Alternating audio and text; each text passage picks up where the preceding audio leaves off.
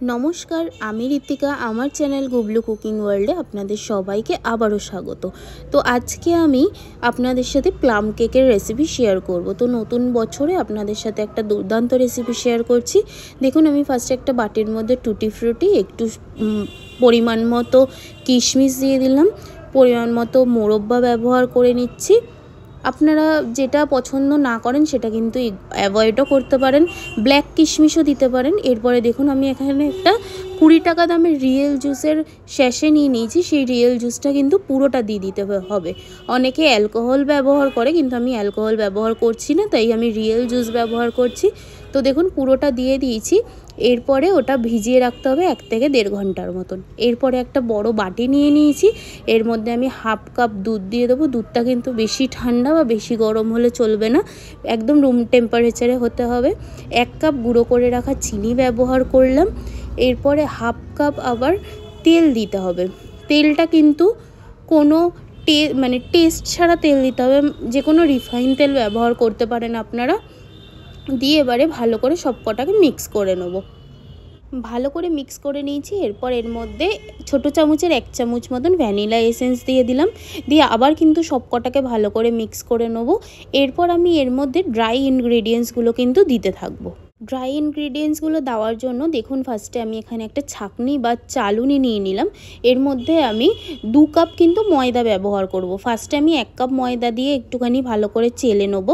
অল্প অল্প করেই দেবো, যেহেতু আমার পাত্রটাও ছোট আর চালুনিটাও ছোট, তাই আমি কিন্তু ফার্স্টে 1 কাপ দিলাম, তারপরে আবার 1 কাপ দিয়ে কিন্তু ভালো করে এরমভাবে চেলে নিতে হবে। তো দেখতেই পেলেন, আমি কিন্তু 2 কাপ ময়দাই ব্যবহার করে নিলাম। এরপর এর মধ্যে আমি হাফ কাপ গুঁড়ো দুধ ব্যবহার করলাম। এরপর দেখুন, এটা দারুচিনির গুঁড়ো দিয়ে নিয়েছি। এই দারুচিনির গুঁড়োটা এর মধ্যে দিয়ে দিলাম। আপনারা চাইলে কিন্তু এলাচ গুঁড়োও ব্যবহার করতে পারেন। সামান্য পরিমাণে নুন দিলাম।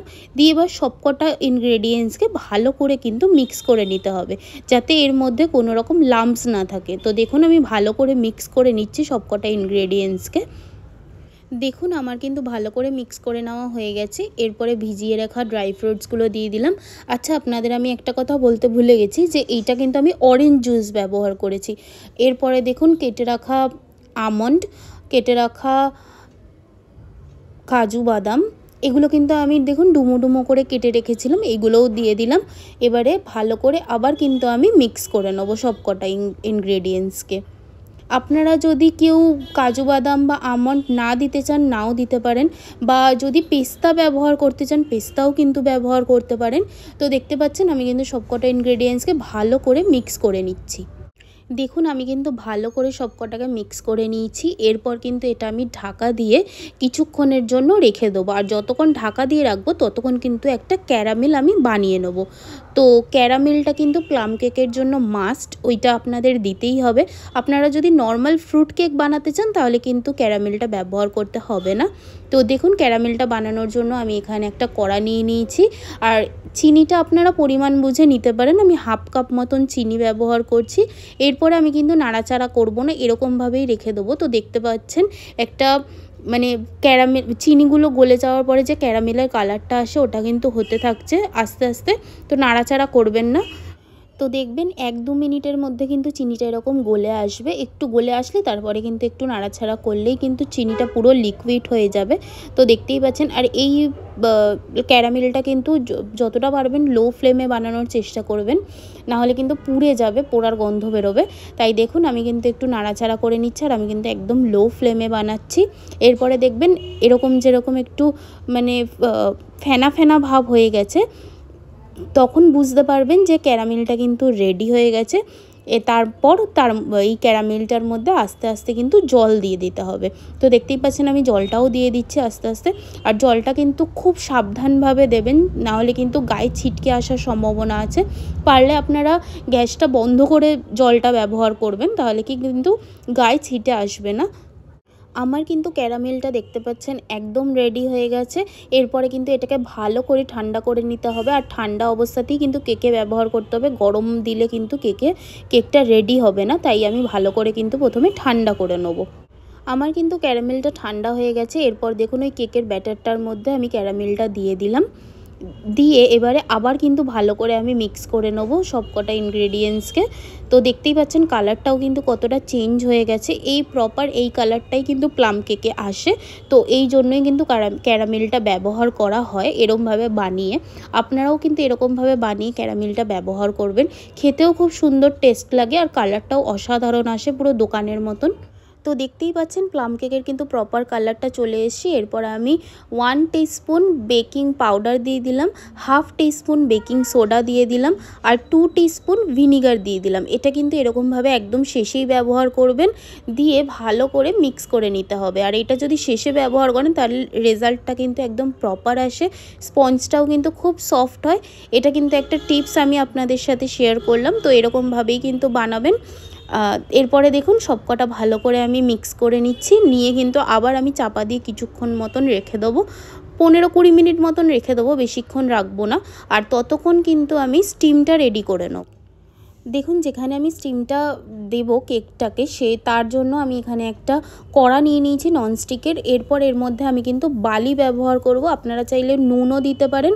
আর যদি আপনাদের কাছে হোল্ডার থাকে তাহলে কিন্তু আপনারা হোল্ডারও ব্যবহার করতে পারেন, মানে কেক হোল্ডার যদি থাকে তাহলে কেক হোল্ডারও ব্যবহার করতে পারেন। তো বালিটা আমি কিন্তু দিয়ে দিলাম। এরপর দেখুন আমি একটা ঢাকনা দিয়ে দিলাম, ঢাকনা দিয়ে কিন্তু 10 মিনিট মতন স্টিম করে নেবো। এরপরে যতক্ষণ স্টিম হচ্ছে ততক্ষণ দেখুন আমি এখানে একটা কেক টিন নিয়ে নিয়েছি, এর মধ্যে একটুখানি বাটার আমি গ্রিস করে দেবো। আপনারা যদি চান তাহলে বাটার পেপারও ব্যবহার করতে পারেন, কিন্তু আমি যাদের কাছে বাটার পেপার নেই তার জন্য আমি এই পদ্ধতিটা আপনাদের সাথে শেয়ার করছি। তো বাটার দিয়ে দিলাম, এরপরে দেখুন একটু ময়দা দিয়ে দিলাম। ময়দাটাকে কিন্তু ভালো করে পুরো কেক টিনটার গায়ে কিন্তু ছড়িয়ে নিচ্ছি, নিলে কিন্তু আমার কেক টিনটা একদম রেডি। তো আপনারা দেখতেই পেলেন কত সহজ আমি কেক টিনটা রেডি করে নিলাম। আপনারাও কিন্তু এরকমভাবেই করতে পারেন যাদের কাছে বাটার পেপার নেই। আর যাদের কাছে বাটার পেপার আছে তারা তো ইজিলি দিতে পারবেন। এরকমভাবে করে নিলে কি কেক টিনের গায়ে কোনো রকমভাবে লেগে যাবে না। এরপরে দেখুন কেকের যে ব্যাটারটা আমি রেডি করে রেখেছিলাম সেইটা আস্তে আস্তে আমি কেক টিনের মধ্যে ঢেলে নেবো পুরোটা। আর পুরো কিন্তু কেক টিন উবুচুবু করবেন না একদম, এই যতটা পরিমাণে আমি রেখেছি ততটাই রাখবেন, যেহেতু এটা ফুলবে আরও, তো পুরোটা দেওয়ার কোনো প্রয়োজন নেই। তো এরকমই দেবেন। এরপরে দেখুন আমার স্টিমটাও কিন্তু রেডি হয়ে গেছে, তো আমি ঢাকনাটা সরিয়ে নিচ্ছি, নিয়ে কিন্তু আমি কেক টিনটা এর মধ্যে বসিয়ে দেবো। তো এরকমভাবে আপনারাও কিন্তু ওভেন ছাড়াই কীরকমভাবে গ্যাসে বানাতে পারেন সেইটা কিন্তু আমি খুব সহজ পদ্ধতিতে আপনাদের সাথে শেয়ার করলাম। আর এটা আমি মোটামুটি 45 মিনিট মতন রাখবো, কিন্তু লো ফ্লেমে রাখবেন, জোরে ফ্লেম করবেন না, তাহলে কিন্তু কেকটা নিচ থেকে পুড়ে যাবে। তো লো ফ্লেমে কিন্তু আমি এটা 45 মিনিট মতন স্টিম করে নেবো। আপনারা একটুখানি মাঝের মধ্যে দেখে নেবেন যে কতটা কি হলো না হলো, তাই বুঝি কিন্তু আপনারা একটু বেশিক্ষণও ব্যবহার করতে পারেন স্টিমটা। তো দেখুন আমি সরিয়ে দেখে নিচ্ছি যে কেকটা রেডি হয়ে গেছে কিনা। 45 মিনিট মতন আমি রেখেছিলাম, তারপর তার মাঝখানে কিন্তু আমি একবার খুলে দেখুন ওপরে ড্রাই ফ্রুটস কিছু দিয়ে দিয়েছিলাম, দিয়ে আবার স্টিম করতে দিয়েছিলাম। তো দেখতেই পাচ্ছেন আমার যে টুথপিকটা আমি ব্যবহার করেছি পুরো কিন্তু ক্লিন বেরোলো। তো এরভাবেই বুঝতে পারবেন যে কেকটা আপনাদের রেডি হয়ে গেছে কিনা। এরপরে দেখুন কেকটা আমি নামিয়ে ভালো করে ঠান্ডা করে নেবো। তো আমি কিন্তু ঠান্ডা করে কেকটা তারপরে ডিমোল্ড করে একটা প্লেটে নিয়ে নিয়েছি। আপনারা দেখতেই পাচ্ছেন কত সুন্দর কালার এসছে কেকটার, আর কত সহজ পদ্ধতিতে আমি কিন্তু আপনাদের সাথে এই কেকটা বানানো দেখালাম। এটা কিন্তু একদম দোকানের মতন স্পঞ্জ, মানে সফট হয়েছে স্পঞ্জটা। এরকম যদি রেসিপি আপনারা আরও কেকের দেখতে চান তাহলে প্লিজ আমাকে কমেন্ট করে জানাবেন। আর আমার এই রেসিপিটি যদি আপনাদের ভালো লাগে তাহলে প্লিজ লাইক, কমেন্ট, শেয়ার করে দেবেন, আর আমার চ্যানেলটা সাবস্ক্রাইব করে দেবেন। Thank you.